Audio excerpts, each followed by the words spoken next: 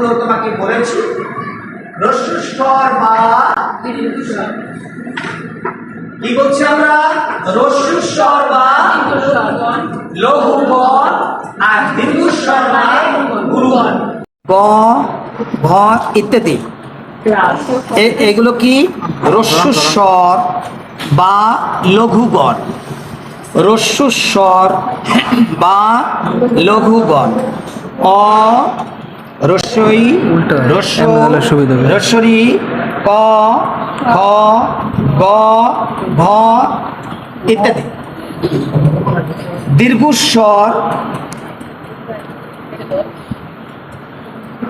দীর্ঘস্বর বা গুরুগণ। কলম কিন্তু এর আগে চেকে সিগনেচার করতে পারি নাই, 3 মাস কলম ধরতে পারি নাই। আচ্ছা, এরপরে দীর্ঘস্বর বা গুরুগণ। দীর্ঘই হ্যাঁ না এ আইসিল একবার। কাকা নমস্কার। স্বর বা লঘুগণ কি কি? অ রস্বই রস্বৌ রস্বরি ক খ গ ঘ ইত্যাদি। দীর্ঘস্বর বা গুরুগণ কি কি? আ দীর্ঘই দীর্ঘৌ দীর্ঘরি এ ওই ও ঔ। অনুস্বর বিসর্গ খণ্ডত যুক্ত বর্ণ এগুলো।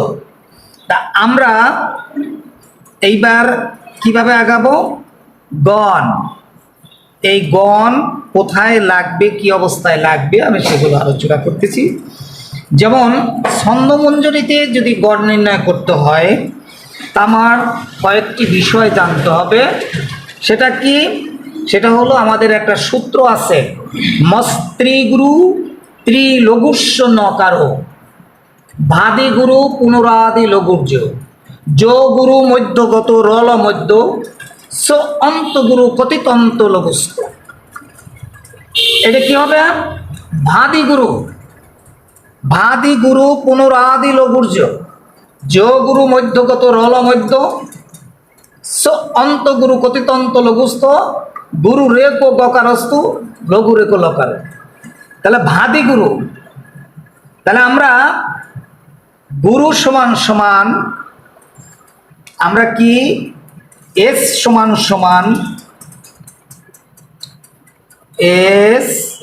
সমান গুরু, আই সমান সমান লঘু। এটা কিন্তু এস কেমন? এস সমান সমান গুরু, আই সমান সমান লঘু। তাহলে আমরা কিন্তু গণ ইতিমধ্যে আমরা জেনেছি, লঘু গণ, হ্রস্বস্বর বা লঘু গণ, দীর্ঘস্বর বা গুরুগণ। এরপরে আমাদের একটা সূত্র আছে, সেটা হচ্ছে মস্ত্রীগুরু ত্রিলঘুস্য নকার যো গুরু মধ্যগত রল মধ্য অন্ত গুরু কথিতন্ত লঘুস্থ। তাহলে ভাদি গুরু, ভয়ের আদিতে গুরু, আমরা এর সমান সমান কি করছি? গুরুগণ। ভাদি গুরু ভয়ের আদিতে গুরু, ভাদি গুরু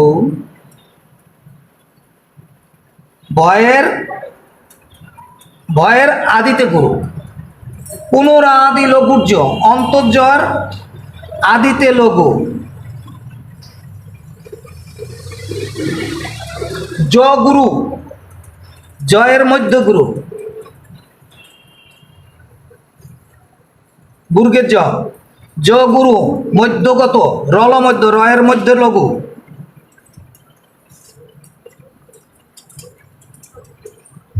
স অন্ত গুরু শয়ের অন্তে গুরু।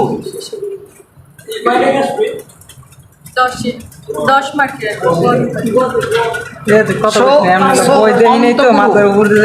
কথিত গুরু কথিতন্ত লঘুস্থ তয়ের অন্তে লঘু, তয়ের অন্তে লঘু। তাহলে কি? মস্ত্রী গুরু ময়ের 3টে গুরু, ময়ের 3টে গুরু, মস্ত্রী গুরু ত্রিলঘুস্য নকার নয়ের 3টে লঘু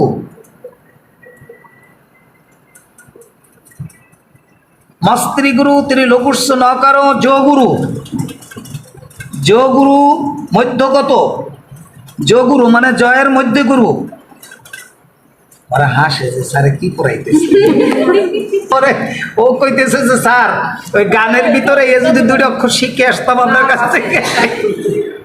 আচ্ছা, এই সূত্রটা হয়েছে, আবারও বলি, মস্ত্রী গুরু ত্রিলঘুস্ব নকার ভাদি গুরু পুনরাদি লঘুজ, জিও গুরু মধ্যগত, রল মধ্য, অন্ত গুরু কথিতন্ত লঘুস্থ। আচ্ছা আমার সাথে একটু পড়বা, বাড়িতে গিয়ে হয়ে যাবে। আচ্ছা আমি বলবো, এরপরে বলবা মস্ত্রী গুরু ত্রিলঘুস্ব নকার ভাদি গুরু পুনরাদি লঘুজ, জ গুরু মধ্যগত, রল মধ্য, স অন্ত গুরু কথিত অন্ত লঘুস্থ, গুরু রেপ গকার, লঘু রেপ লকার। আবার বলি, মস্ত্রী গুরু ত্রিলঘুস্ব নকার ভাতি গুরু পুনরাদি লঘুর্য, জ গুরু মধ্যগত, রল মধ্য, স অন্ত গুরু কথিত অন্ত লঘুস্থ, গুরু রেপ গকারস্তু, লঘু রেপ লকার। এটা যদি আমার সাথে একবার পড়ো দেখবা যে একেবারে সহজ। এই যে দেখো, মো মো গো বিদ্যুন মালা, এই লাইনটা আছে কোথায়? বইতে আছে।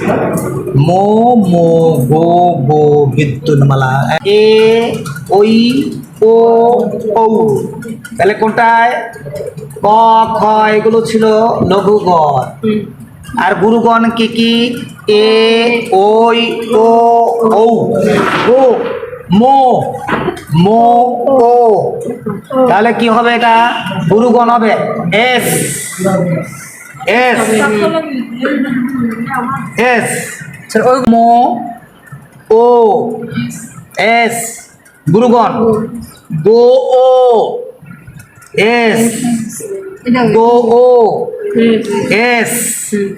এখানে আছে যে চন্দ্রের নিজস্ব কোনো আলো নাই, সে কিন্তু সূর্যের আলোতে আলোকিত। এখানে সংযুক্ত বর্ণের পূর্ব বর্ণ গুরু হবে, নিজে কিন্তু লঘু বিই। আমরা কোথায় পেয়েছি?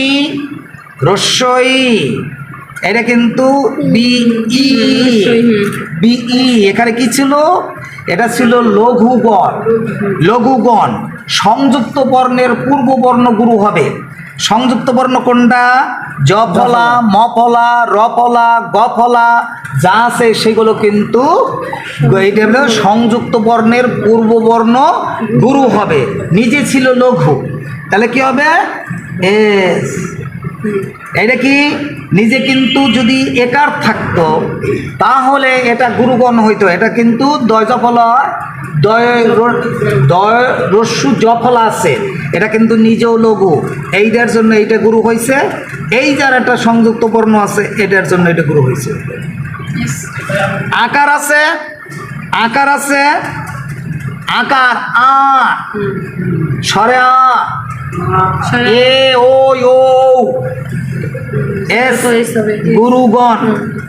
আকার আছে, গুরুগণ। তিনটি অক্ষরের সমন্বয় একটি গণ নির্ণয় করা হয়। তিনটি অক্ষরের সমন্বয় একটি গণ নির্ণয় করা হয়। কোথা তো আসলো?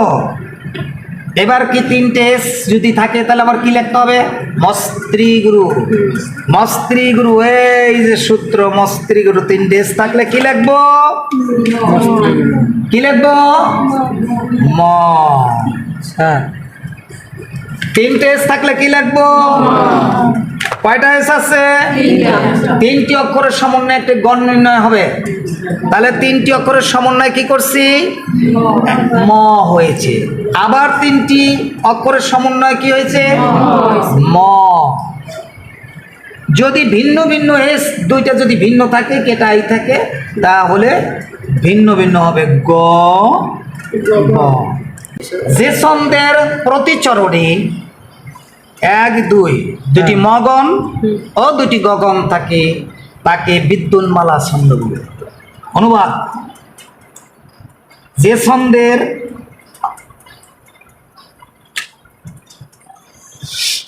প্রতিচরণে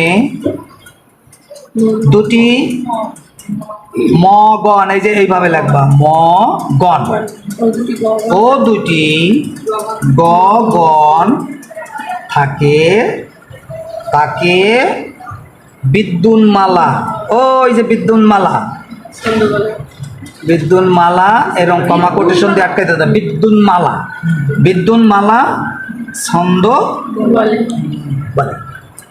তথা এরপরে আরো 4টি লাইন আছে। এই 4টি লাইন লিখো, প্রত্যেকটা লাইনের গণ নির্ণয় করো।